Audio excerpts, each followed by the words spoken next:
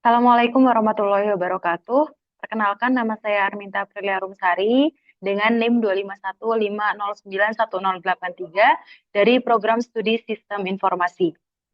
Pada kesempatan ini saya akan mempresentasikan hasil ujian akhir semester Pendidikan Agama Islam yang berjudul Proses Berkeimanan, Keteladanan Nabi, Pembelajaran, Penelitian, dan Peradaban Islam. Semoga presentasi ini dapat memberikan pemahaman mengenai bagaimana ajaran Islam menjadi pedoman dalam kehidupan manusia. Baik, pada pembahasan pertama, saya akan menjelaskan mengenai proses berkeimanan dan kebenaran mutlak. Bagi umat Islam, sumber kebenaran yang paling utama itu adalah Al-Quran karena merupakan wahyu dari Allah Subhanahu wa Ta'ala.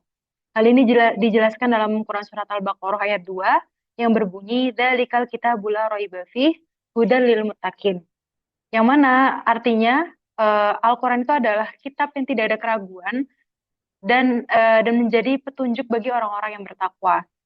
Selain itu pada Quran Surat Al-Hijr ayat 9 yang berbunyi, "Inna nahnu nazzalna dzikra wa inna lahu lahafidun," yang berartikan Allah itu menjamin keaslian Al-Quran hingga akhir zaman. Kemudian pada Quran Surat Fussilat ayat 42 yang berbunyi, la ya'tihil batil mim baini yadaihi wala min khalfih tanzilum min hakimin hamid. Jadi tidak datang kepadanya kebatilan baik dari depan maupun dari belakang. Al-Quran itu diturunkan dari Tuhan yang maha bijaksana lagi maha terpuji. Jadi dapat dijelaskan bahwasannya Al-Quran itu terbebas dari kebatilan karena berasal dari Allah yang maha bijaksana. Oleh karena itu, proses berkeimanan itu harus didasarkan pada Al-Quran dan juga sunnah sebagai pedoman hidup. Adapun pengalaman yang memantapkan keimanan, keimanan itu menurut saya merupakan sebuah proses yang terus berkembang. Awalnya saya menjalankan ibadah karena memang merupakan kewajiban sebagai seorang muslim. Namun seiring bertambahnya usia dan ilmu, saya mulai memahami bahwa setiap ibadah memiliki makna dan tujuan dalam kehidupan. Dalam proses tersebut, saya merasakan adanya 5 bentuk hidayah dari Allah, yaitu hidayah fitrah, hidayah indera, hidayah akal, hidayah agama, dan hidayah taufik. Melalui proses belajar, pengalaman hidup, dan juga bimbingan dari Al-Quran serta Sunnah, saya semakin memahami bahwasannya keimanan itu tidak hanya diucapkan, tetapi juga diwujudkan dalam perilaku sehari-hari. Kita lanjut ke Nabi Muhammad sebagai teladan. Jadi selanjutnya adalah kita membahas mengenai keteladanan Nabi Muhammad. Jadi Allah itu mengutus Nabi Muhammad SAW sebagai rahmat bagi seluruh alam. Sebagaimana telah dijelaskan di dalam Quran Surat Al-Anbiya ayat 107 yang berbunyi, wa ma arsalnaka illa rahmatan lil alamin. Dan kami tidak mengutus engkau Muhammad melainkan untuk menjadi rahmat bagi seluruh alam. Jadi Allah betul-betul mengutus Nabi Muhammad itu untuk tujuannya untuk menjadi rahmat bagi seluruh alam. Selain itu juga pada surat Al-Ahzab ayat 21 dijelaskan bahwasannya Rasulullah itu merupakan suri tauladan terbaik bagi umat Islam yang berbunyi, laqad kana lakum fi Rasulillahi uswatun hasanah liman kana yarjullaha wal yaumal akhir wa dzakarallaha katsira. Dalam suatu riwayat hadis dijelaskan bahwasannya beliau Nabi Muhammad SAW itu bersabda bahwa tujuannya diutusnya beliau itu adalah untuk menyempurnakan akhlak manusia yang berbunyi, innama bu'itsu liutammima sholihal akhlaq. Jadi hal ini menunjukkan bahwa Islam itu tidak hanya mengajarkan mengenai ibadah, tapi juga membentuk karakter dan akhlak yang mulia. Selanjutnya kita menjelaskan mengenai 4 sifat Rasul. Jadi Rasulullah itu memiliki 4 sifat wajib yang harus kita teladani. Yang pertama, siddiq, yaitu selalu berkata jujur. Kemudian kedua, yaitu amanah, yaitu artinya dapat dipercaya dalam setiap perkataan maupun perbuatan. Ketiga, ada tablik, atau menyampaikan. Jadi maksudnya menyampaikan seluruh wahyu Allah tanpa menyembunyikannya sedikit pun. Dan yang terakhir adalah fatonah, yaitu cerdas, bijaksana, dan mampu menyelesaikan berbagai persoalan dengan baik. Nah, keempat sifat ini menjadi contoh karakter yang perlu sekali diterapkan dalam kehidupan sehari-hari. Kita lanjut ke akhlak Rasulullah yang berkesan bagi saya. Jadi, selain memiliki 4 sifat wajib, Rasulullah itu juga dikenal memiliki akhlak yang sangat mulia. Jadi, beliau itu adalah pribadi yang jujur, sabar, rendah hati, penyayang, pemaaf, adil, serta bertanggung jawab. Nah, kisah yang paling berkesan bagi saya itu adalah ketika Rasulullah itu melaksanakan sholat malam hingga kedua kaki beliau bengkak. Jadi di suatu hadis, di hadis riwayat Bukhari dan juga Muslim dijelaskan, karena Nabi Shallallahu Alaihi Wasallam yaqumu minal laili hatta tatafattara qadamahu. Fakultu, lima tasna'u hada ya Rasulullah, wa qad ghafarallahu laka wa ma taqaddama min dambika wa ma ta'akhkhar. Faqala, afala akunu abadan syakura. Jadi kisah yang paling berkesan itu ketika Aisyah itu melihat Aisyah radhiyallahu anha itu melihat Nabi melaksanakan sholat malam hingga kedua kakinya beliau itu bengkak. Padahal Allah itu jelas sudah memberikan jaminan bahwasannya Allah itu telah mengampuni dosa-dosa beliau Nabi Muhammad. Nah, ketika Aisyah bertanya mengapa beliau masih beribadah dengan sungguh-sungguh, Rasulullah langsung menjawab, tidakkah aku ingin menjadi seorang hamba yang bersyukur? Nah, hadis ini mengajarkan bahwa ibadah itu bukan hanya karena takut terhadap hukuman, tetapi bentuk rasa syukur kepada Allah. Dari kisah ini saya belajar untuk tidak merasa cukup dengan ibadah yang telah dilakukan, tetapi terus berusaha meningkatkan kualitas ibadah sebagai bentuk syukur. Kita lanjut mengenai manusia sebagai makhluk pembelajar. Jadi Islam itu memandang manusia sebagai makhluk pembelajar. Nah, hal ini ditegaskan di dalam beberapa surat dan juga tertera di beberapa hadis. Adapun yang saya pilih yaitu ada dua surat dan juga satu hadis. Yang pertama di surat Al-Alaq ayat 1-5 melalui perintah Allah yaitu Iqra. Iqra bismi rabbikal ladzi khalaq. Khalaqal insana min 'alaq. Iqra wa rabbukal akram alladzi 'allama bil qalam 'allamal insana ma lam ya'lam. Jadi dalam Quran surat Al-Alaq ini menjelaskan mengenai perintah pertamanya Allah yaitu Iqra atau bacalah. Nah, perintah tersebut menunjukkan bahwa seorang muslim harus terus mencari ilmu sepanjang hayat.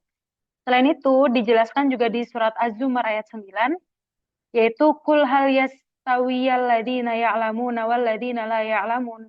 Katakanlah, apakah sama orang-orang yang mengetahui dengan orang-orang yang tidak mengetahui?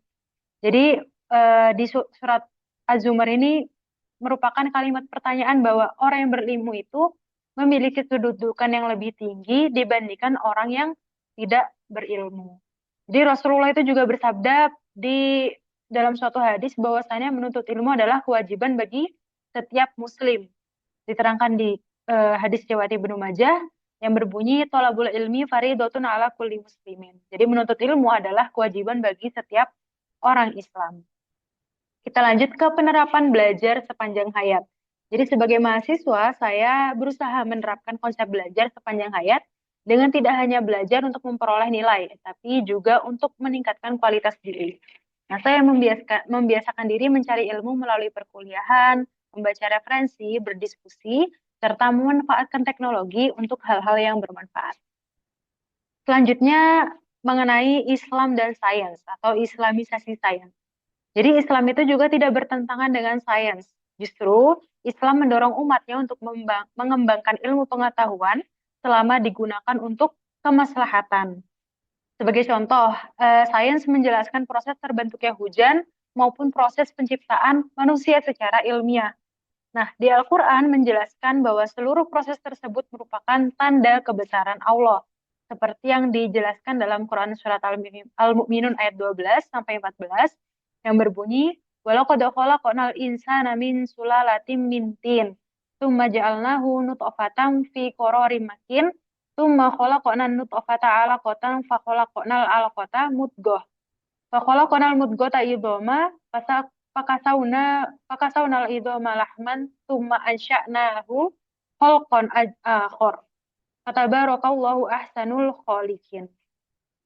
Jadi dan sungguh kami telah menciptakan manusia dari saripati yang berasal dari tanah.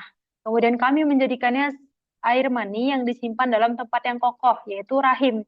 Kemudian air mani itu kami jadikan sesuatu yang melekat. Lalu sesuatu yang melekat itu kami jadikan segumpal daging. Kemudian segumpal daging itu kami jadikan tulang belulang, lalu tulang belulang itu kami bungkus dengan daging. Kemudian kami menjadikan yang makhluk yang berbentuk lain. Nah, suci Allah, pencipta yang paling baik. Kemudian diterangkan pula di surat Ali Imran ayat 190 hingga 191. Jadi dijelaskan bahwasannya sesungguhnya dalam penciptaan langit dan bumi dan pergantian malam dan siang itu terdapat tanda-tanda kebesaran Allah bagi orang-orang yang berakal. Siapa orang yang berakal itu? Yaitu orang-orang yang mengingat Allah sambil berdiri, duduk, atau berbaring, dan mereka memikirkan tentang penciptaan langit dan bumi, seraya berkata, Ya Tuhan kami, tidaklah Engkau menciptakan semua ini sia-sia. Maha suci Engkau, maka peliharalah kami dari azab neraka. Berarti yang dimaksud di Quran Surat Ali Imran ini, orang-orang yang berakal itu adalah orang-orang yang beriman. Kemudian kita lanjut manusia sebagai peneliti. Jadi kita refleksi lagi di Quran Surat Al-Alaq ayat 1-5. Jadi Quran Surat Al-Alaq itu mengajarkan bahwasannya manusia itu diperintahkan untuk membaca, belajar, dan juga meneliti. Perintah Iqra itu tidak hanya berarti membaca tulisan, tetapi juga mengamati alam, memahami fenomena kehidupan, dan mencari ilmu sebagai bentuk pengabdian kepada Allah Subhanahu wa Ta'ala. Nah, contoh implementasinya atau contoh eh, gimana sih kita bisa menerapkan hal itu di kehidupan sehari-hari? Ya, salah satunya dengan beberapa di antaranya yaitu mengamati dan meneliti berdasarkan fakta, menjadikan Al-Quran sebagai pedoman dalam mencari ilmu, berpikir kritis dan tidak mudah percaya informasi tanpa bukti, dan juga menggunakan ilmu untuk kemaslahatan ilmu. Selanjutnya kita masuk ke peradaban Islam. Jadi peradaban Islam itu pernah mencapai masa kejayaan karena beberapa faktor. Di antaranya adalah semangat mencari ilmu, kuatnya tauhid, dukungan dari para pemimpin terhadap pendidikan, keterbukaan terhadap ilmu dari berbagai peradaban, berkembangnya tradisi literasi, stabilitas ekonomi, serta penerapan nilai akhlak dan keadilan dalam kehidupan masyarakat. Nah, faktor-faktor tersebut itu menjadikan dunia Islam itu sebagai pusat ilmu pengetahuan pada masanya. Nah, namun di sisi lain, kemunduran peradaban Islam itu terjadi karena menurunnya semangat ilmu, semangat mencari ilmu. Kemudian konflik internal, melemahnya ekonomi, serangan dari luar, serta pesatnya perkembangan peradaban lain. Nah, pelajaran yang dapat diambil dalam hal ini adalah bahwa kemunduran tersebut bukan disebabkan oleh ajaran Islam itu sendiri, melainkan karena umat Islam itu mulai meninggalkan nilai-nilai dasar seperti ilmu, persatuan, kerja keras, dan juga akhlak. Nah, oleh sebab itu, kebangkitan peradaban Islam itu harus dimulai dengan menghidupkan kembali budaya belajar, penelitian, dan pengamalan nilai-nilai Islam. Sebagai penutup, dapat disimpulkan bahwa Al-Quran itu merupakan sumber kebenaran mutlak.